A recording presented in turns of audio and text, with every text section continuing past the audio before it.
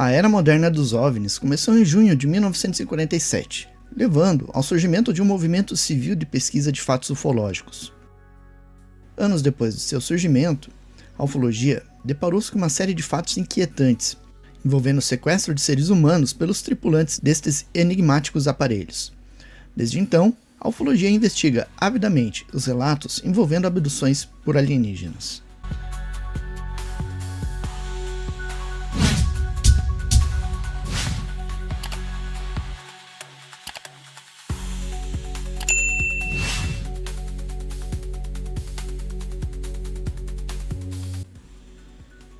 O fenômeno moderno dos OVNIs surgiu com toda a força em junho de 1947, quando várias testemunhas descreveram uma grande variedade de objetos com formas geométricas nos céus dos Estados Unidos.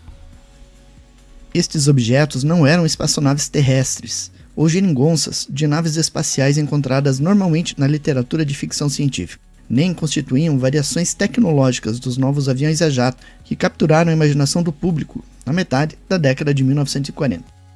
Eram alguma coisa completamente nova, sem relação com a cultura popular em geral. Neste contexto, os OVNIs pareciam ter saído do nada. Embora uma onda perturbadora envolvendo objetos voadores misteriosos tivesse ocorrido em 1896 e 1897, o fato já estava esquecido. Objetos aéreos estranhos conhecidos como Foo Fighters e Ghost Rockets apareceram nos noticiários ocasionalmente entre 1944 e 1946, mas o público demonstrava pouco interesse no assunto.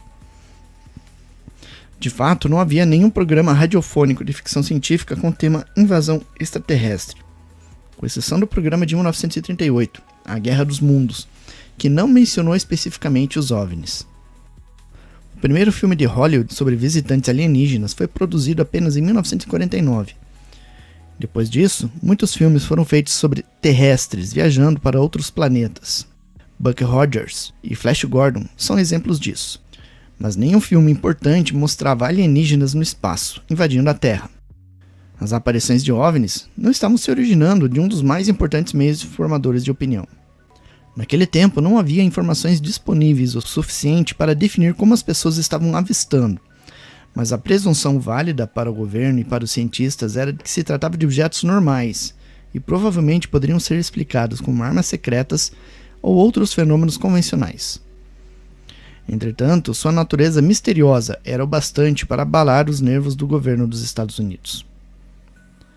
Nessa época, as autoridades intensificaram seus esforços para impor um manto de sigilo e ridicularização em torno do tema. Embora isso não tenha influenciado em nada o movimento civil de pesquisa ufológica, que estava ganhando força. Mais ou menos nesse período, surgiram os chamados contatados. Esses indivíduos esquisitos começaram a contar suas histórias no começo de 1950 e conseguiram alterar fundamentalmente a percepção do público sobre o fenômeno OVNI. Liderados pelo professor George Adamski, pelo Dr. Daniel Fry, Truman Bethurum, Orfeo Angelucci e Howard Menger, os contatados afirmavam, em narrativas cada vez mais sensacionais, que não só tinham visto discos voadores, como também haviam entrado em contato com seus ocupantes, com quem tiveram longas conversas sobre as características dos seus respectivos planetas e até fizeram viagens nos discos voadores para visitar os seus mundos distantes. Eles afirmavam que seres bondosos, a quem chamavam de irmãos espaciais, os haviam incumbido de uma missão na Terra, que geralmente envolvia transmitir uma mensagem à humanidade para acabar com as guerras e os testes atômicos, viver juntos em paz e assim por diante. Os contatados tiveram seguidores e atraíram a atenção da imprensa em geral, com suas histórias espetaculares, e muitas vezes mentirosas. Muitas pessoas desavisadas, interessadas em OVNIs, foram atraídas à teia do charlatanismo. E para complicar as coisas, um pequeno, mas crescente número de testemunhas respeitáveis estava relatando a presença de pequenos seres vistos por perto ou nos próprios OVNIs. Tais relatos eram quase todos relegados a segundo plano, na confusão criada pelos contatados e pela mídia, resultando em maior ridículo público para todas as testemunhas de aparição de OVNIs. As novas organizações ufológicas ficaram horrorizadas com os contatados e gastaram grande quantidade de tempo e energia na tentativa de se afastar deles. Os OVNIs continuaram a ser um campo ilegítimo de estudo para cientistas, tanto por causa da política desmoralizante da Força Aérea dos Estados Unidos, quanto pelo ridículo decorrente da falta de provas tangíveis da sua existência, como também por causa da publicidade negativa gerada pelos contatados. Em 1952, o consultor de OVNIs da Força Aérea dos Estados Unidos, Joseph Hynek, fez uma pesquisa entre 45 astrônomos, e o resultado foi que eles temiam cair no ridículo e até prejudicar suas carreiras, se demonstrassem interesse pelos OVNIs. Como a comunidade científica e a Força Aérea já haviam antes considerado sem valor as aparições de OVNIs, restava aos leigos investigar o estranho mistério persistente desses objetos e enfrentar os contatados. Nos seus esforços para se distanciar dos contatados, a maioria dos ufólogos reagiu negativamente a todos os relatos de ocupantes de OVNIs, e uma onda de conservadorismo espalhou-se pela comunidade ufológica. Algumas organizações aceitavam os testemunhos sobre os ocupantes, enquanto outras rejeitavam sumariamente, temerosas de que estavam maculadas de contatismo. A investigação, a análise e os relatórios eram muito inconsistentes. Os críticos exploravam a fraqueza dessas investigações amadorísticas e argumentavam que o próprio fenômeno era ilegítimo, pois a maioria das pessoas que o estudavam não possuíam formação científica. Isso reforçou a noção dentro da comunidade científica de que os OVNIs constituíam de fato um campo ilegítimo de estudo. Quanto mais a comunidade científica rejeitasse o assunto, maior o número de amadores preencheria a lacuna. Em 1958, tornou-se evidente que os esforços continuados da Força Aérea dos Estados Unidos para abafar os relatos estavam falhando. As aparições de OVNIs pareciam não ser afetadas pela política de sigilo, pelos relatos simpatizantes dos contatados, pela atitude dos cientistas ou pelo ridículo público. Elas continuaram a ocorrer até 1957, quando houve uma enorme onda de aparições. Esta onda provocou muitas críticas do público à maneira como a Força Aérea conduziu o problema. Quando esta onda se desencadeou, grande parte da imprensa começou a perceber que as declarações da Força Aérea sobre os OVNIs, de que não representavam ameaça à segurança nacional e que não possuíam tecnologias avançadas, parecia totalmente sem fundamento.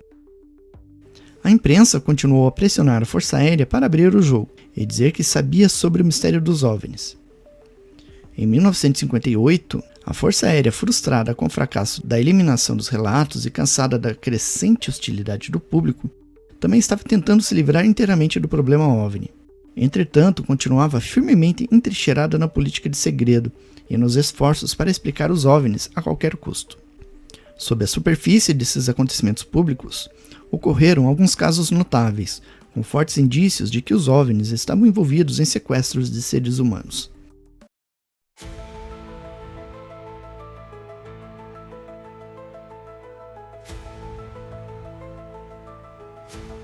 A primeira publicação de um caso de abdução ocorreu em janeiro de 1965.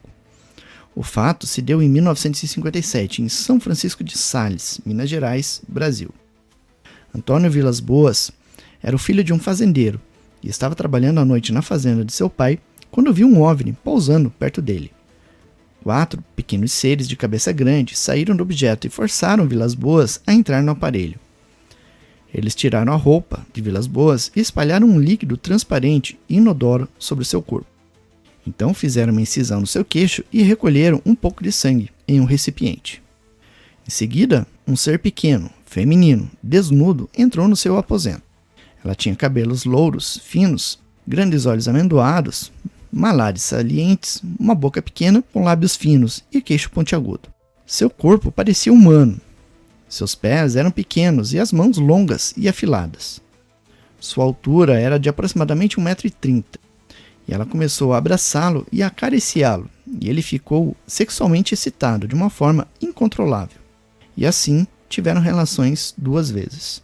Então o ser feminino interrompeu abruptamente o intercurso, deixando Vilas Boas com a impressão de ter sido tratado como um animal reprodutor.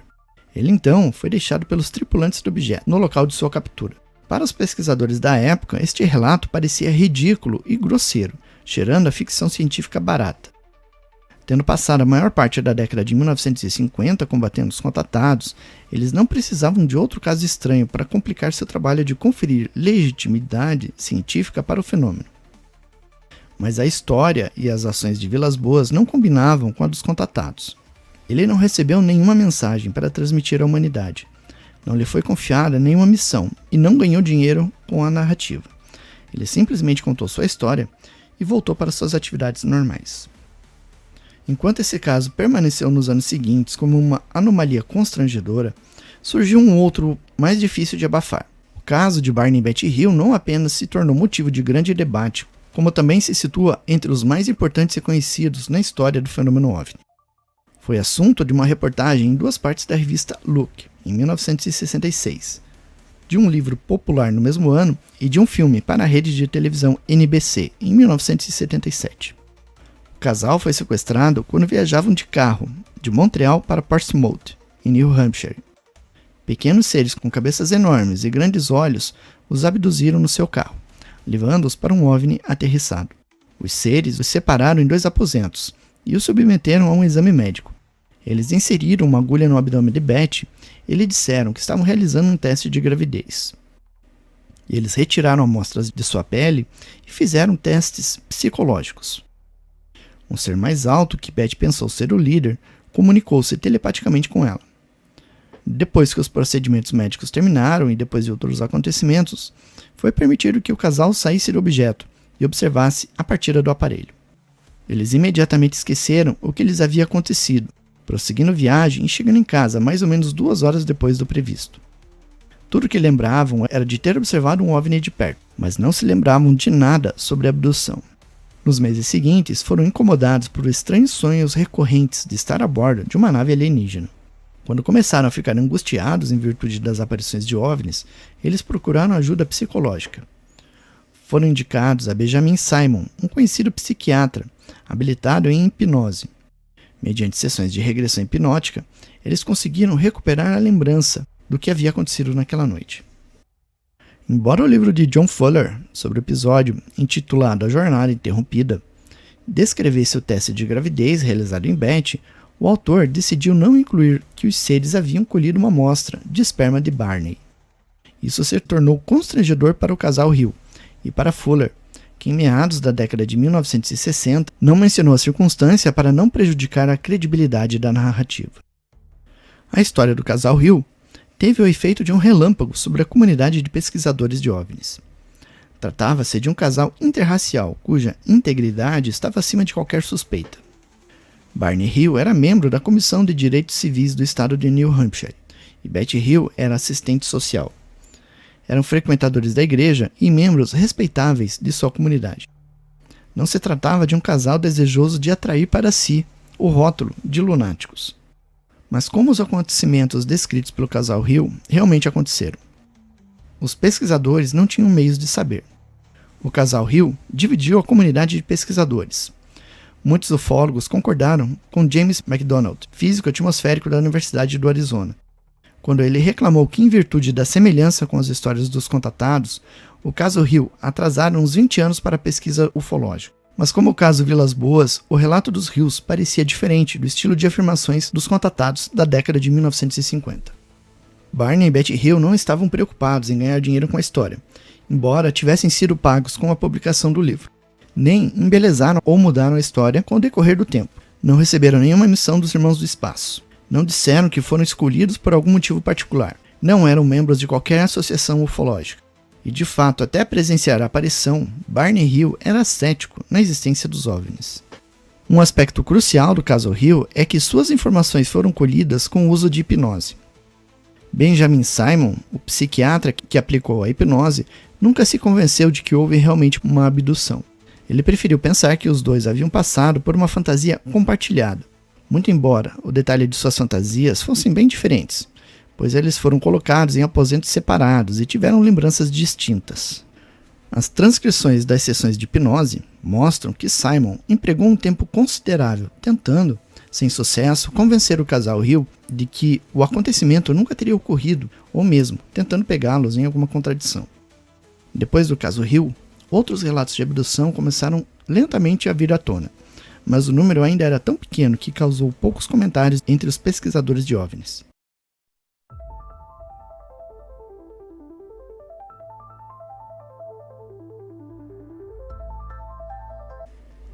ainda representavam uma anomalia fora dos relatos convencionais de aparições que dominavam as notícias.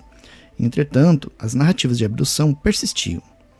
Em outubro de 1973, 2 moradores de Pascagoula, Mississippi, disseram que alienígenas de aparência estranha os levaram flutuando para dentro de um OVNI e fizeram exames médicos. Em 1975, o trabalhador florestal Travis Walton afirmou que havia sido levado a bordo de um OVNI, e embora pensasse que estivera lá por algumas horas, parecia que lhe faltavam 5 dias. Dentro do objeto, lembra-se de ter ficado deitado sobre uma mesa e ter visto pequenos seres de cabeças e olhos enormes. No mesmo ano, um sargento do exército avistou um OVNI vindo em sua direção, quando estava sentado no capô do seu carro. Uma dormência espalhou-se pelo seu corpo, antes que o objeto partisse. Ele observou que faltavam cerca de 1h30 do seu tempo. Nos dias seguintes, ele sofreu de dores e inflamações nas costas e coceiras, do peito até os joelhos. Mais tarde, ele lembrou-se de estar deitado numa mesa enquanto pequenos seres com cabeças e olhos grandes realizavam exames médicos nele. Em janeiro de 1976, 3 mulheres no Kentucky observaram um objeto com forte luminosidade vermelha sobrevoando seu carro a certa distância. Logo em seguida, elas estavam a mais de 15 quilômetros na estrada e havia se passado 1h30. Elas prosseguiram a viagem para casa e tiveram uma sensação de ardência no rosto no contato com a água. Depois disso, perceberam que haviam marcas avermelhadas similares em suas nucas. Elas foram hipnotizadas por Leo Sprinkle, professor de psicologia da Universidade de Wyoming. As 3 mulheres se lembravam de ter ficado deitadas sobre uma mesa enquanto eram examinadas clinicamente por pequenas figuras humanoides. Uma mulher sentiu que estavam realizando uma experiência com ela para conhecer seu processo emocional e intelectual. Outra mulher viu um ser humano desconhecido deitado numa mesa ao lado. Em 1977, um relato veio à luz em Massachusetts. Beth Andreasson afirmava que ela e sua família haviam sido colocadas em estado de animação suspensa, quando 5 pequenos seres entraram em sua casa, andando através da parede. Ela foi levada para um local estranho, onde, entre outras coisas, foi examinada, e observou animais curiosos de outros planetas e viu uma ave gigante, semelhante a Fênix, decolando das cinzas. Relatou também vários eventos que interpretou como profundamente religiosos. O especialista em investigação de OVNIs, Raymond Fowler, escreveu 3 livros sobre essas experiências, mas os acontecimentos eram tão fantásticos que ufólogos não conseguiam separar a realidade da fantasia. No final da década de 1970 e começo da década de 1980, os relatos de abduções começaram a surgir em número sempre crescente. Alguns pesquisadores começaram a formular teorias sobre um aparente laço reprodutivo que era repetido nesses relatos. Desde 1972, a pesquisadora Marjorie Fish conjecturou que a agulha inserida no umbigo de Betty Hill poderia ter sido usada para realizar uma experiência com óvulos humanos. E em 1977, o psiquiatra Bertold Schwartz discutiu a possibilidade de ter sido realizada uma laparoscopia em Betty.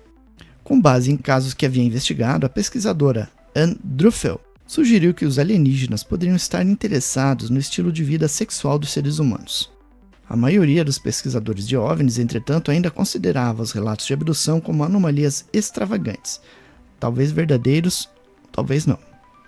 Embora lentamente começassem a surgir alguns parâmetros nas histórias de abduções e as pessoas envolvidas parecessem confiáveis, o espectro dos contatados ainda pairava no ambiente, inventando viagens e sessões de conversa infindáveis com alienígenas amigos. Para complicar as coisas, alguns abduzidos pareciam ser indivíduos sinceros e não se enquadravam no modelo dos contatados, e relatavam experiências parecidas com a destes últimos. Eles afirmavam que haviam recebido profecias de morte e destruição para a nossa sociedade, ou que haviam tido experiências religiosas cristãs. Outros se enamoravam do bom e simpático povo do espaço, que aqui estava em algum tipo de missão benevolente. Era impossível compreender como estes relatos poderiam se moldar num esquema de abduções legítimo.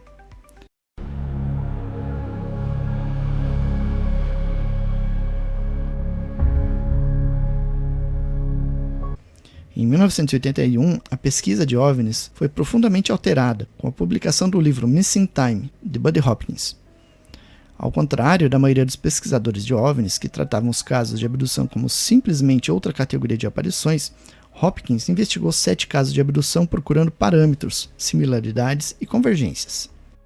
Ele descobriu que a questão da lacuna inexplicável de 1 a 2 horas era mais comum do que se pensava antes.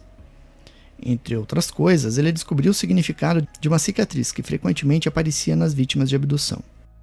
Ele também demonstrou que uma pessoa poderia ser um abduzido sem ter tido uma visão de OVNI, e que a abdução poderia se esconder sob a superfície de estranhas lembranças que funcionavam como um anteparo. A pesquisa de Hopkins confirmou a realização dos exames que pareciam ser feitos com quase todos os abduzidos. Ele mostrou que as pessoas que passavam por estes acontecimentos eram normais, que não apresentavam doenças mentais graves. Também demonstrou que muitos dos abduzidos tinham parentes que também haviam sido abduzidos, e que o fenômeno poderia abranger várias gerações de uma mesma família. Em Missing Time, Buddy Hopkins convidou seus leitores que tivessem a impressão de terem sido abduzidos para que lhe escrevessem. Ele recebeu centenas de cartas como resultado do livro, e mais ainda depois que apareceu no rádio e na televisão. Os pesquisadores de OVNIs começaram a perceber que o âmbito do fenômeno era muito maior do que se havia imaginado. Entretanto, uma pergunta permaneceu. Por que havia tantos casos de abdução recentes, e não depois do caso Hill? A resposta é que quando Fuller publicou Jornada Interrompida, em 1966, ele não fez uma turnê de rádio e televisão divulgando o livro e tornando a questão da abdução acessível a milhões de pessoas através da mídia. Com Hopkins, os abduzidos dispuseram de um meio fácil para contar suas histórias. Além disso, à medida que os pesquisadores revisavam velhos relatos, tornou-se evidente que alguns abduzidos não tentaram relatar suas experiências como eles as lembravam, frequentemente com fragmentos e memórias falsas. E os pesquisadores de OVNIs não podiam entender a importância do que estavam ouvindo. Por exemplo, havia pessoas que não relataram ter visto uma visão de perto da parte inferior de um OVNI, ou que tiveram a estranha sensação de flutuar pela janela depois de ver um OVNI, ou que tinham visto um OVNI do seu carro, sentiam a necessidade de parar e ficaram confusos com o que acontecera depois, ou que, embora tivesse visto um OVNI pairando a 10 metros, não tinha ideia do que havia dentro dele. Os pesquisadores de OVNIs anotavam os detalhes dos casos, mas não havia segmento ou investigação profunda, além da própria aparição. Se os pesquisadores de OVNIs suspeitaram de que havia mais alguma coisa no caso, além de uma simples aparição, eles não tiveram a ideia de investigar mais. Mesmo quando os hipnotizadores competentes eram chamados, eles não eram versados em pesquisa de abdução para fazer as perguntas corretas. Não podiam discernir se a pessoa estava enchendo linguiça com informações falsas ou se estava transmitindo material de sonho ou lembranças do tipo anteparo. E como os pesquisadores não sabiam exatamente o que ocorrera durante uma abdução, não podiam identificar as lembranças falsas colocadas de propósito na mente das vítimas. Mais ainda, a maioria dos abduzidos não relatava suas experiências simplesmente porque não se lembrava delas. Se não se lembravam, frequentemente ligavam um evento a uma experiência religiosa, e assim não tinham motivo para entrar em contato com uma organização de OVNIs. Apesar dos problemas de investigação, no fim da década de 1980 havia tantos desses relatos que os pesquisadores não conseguiam dar conta deles.